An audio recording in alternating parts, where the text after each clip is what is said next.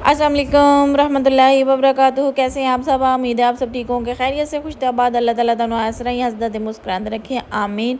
अज मैं commercial recipe लैके आई हाँ देग वाले आलू तो गोश्त बनाने की रेसिपी मैं तुहानू दसांगी कि किस तरह ज़्यादा गैदरिंग होए या साडे घर जिस तरह छोटा सारा फंक्शन होए तो आलू गोश्त भी पसंद किए जाते हैं या खाली गोश्त भी किस तरीके नाल असीं घर दे विच खुद बना सकते हैं। छोटी सारी देग असीं किस तरह बना सकते हैं। ये वास्ते असीं लिया जे 1.5 किलो प्याज। असीं 5 किलो गोश्त की रेसिपी तुहानू पकाने दसांगे। 5 किलो गोश्त 3 किलो विच आलू पाए ने ते उहदे बाद असीं 1.5 किलो प्याज लिया जे ते 1 पाव लसन लिया है, आधा किलो टमाटर कट के विच पा ले ने ते 1 किलो असीं विच पाना है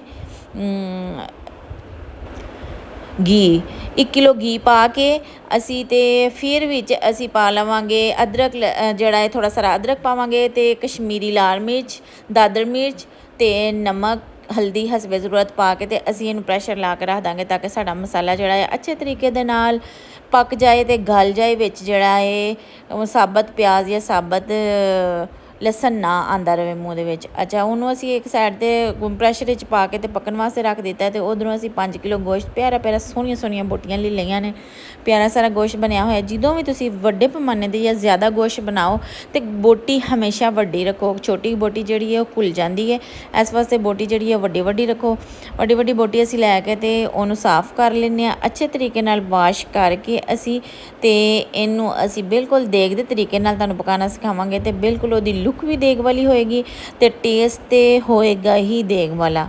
ठीक है, यह थोड़ी डिफरेंट रेसिपी है, इनू ज़रूर तुसी ध्यान दे नाल देखना है। तो इनू अपने कुछ खास मेहमान आने के उत्ते पकाना भी है तो फिर जड़ा कमेंट के विच दसना भी है कि असीं फलां वक्त बनाया तो वह बहुत अच्छा रिजल्ट आया। उम्मीद है तुहानू ये रेसिपी पसंद आएगी। चलो जी, तो गोश्त साडा गल्लां गल्लां दे विच हो गया तैयार। असीं गोश्त नू साफ कर लिया है सारे दे सारे नू ते साडे जड़ा उन्नी देर च मसाला भी तैयार हो गया सी।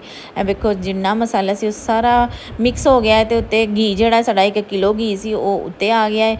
हुण असीं इनू पोटैटो मैशर दे नाल अच्छे तरीके नाल, या तुहाडे कोल कोई विस्की हैगी है या हैंड ब्लैंडर है उहदे नाल तुसीं अच्छे तरीके दे नाल इहदी जेहड़े मसाला, क्योंकि चम्मच दे नाल जड़ा इन्ना अच्छा मिक्स नहीं होएगा जिन्ना ये विस्की दे नाल या इहदे नाल पोटैटो मैशर दे नाल मिक्स होएगा।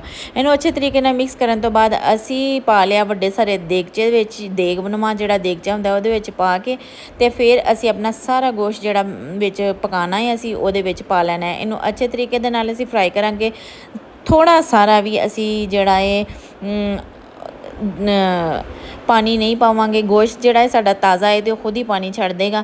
असी इनू इस तरह अच्छे तरीके नाल भुन लवांगे। तो ये असी इस मौके के उत्ते जे सानू घी घट लगे तद भी, अगर कलर घट लगे तद भी, तो असी ये जीरा गर्म मसाला पीसिया होया पा लिया तो थोड़ा सारा कलर पा लिया ताकि यदा अच्छा जिहा रंग आ जाए।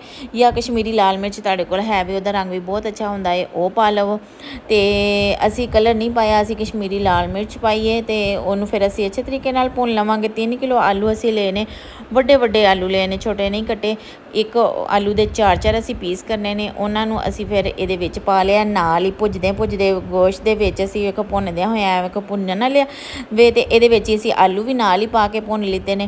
तो फिर असी ये 2 लीटर जड़ा है पा लवांगे, 2-3 लीटर पानी पा लवांगे। तो फिर इनू असी दम दे उत्ते रख देवांगे। ए वेखो पानी पा के तो असी दम ते रख देवांगे। थोड़ी देर बाद वेखो साडा आयल आ गया उत्ते, तो वेखो कितना प्यारा खूबसूरत जी लुक शादियां वाले जड़ा है गोश्त दी हैगी है ना लुक। ते नाले जड़ा है ये खाने च भी बिल्कुल बाजारी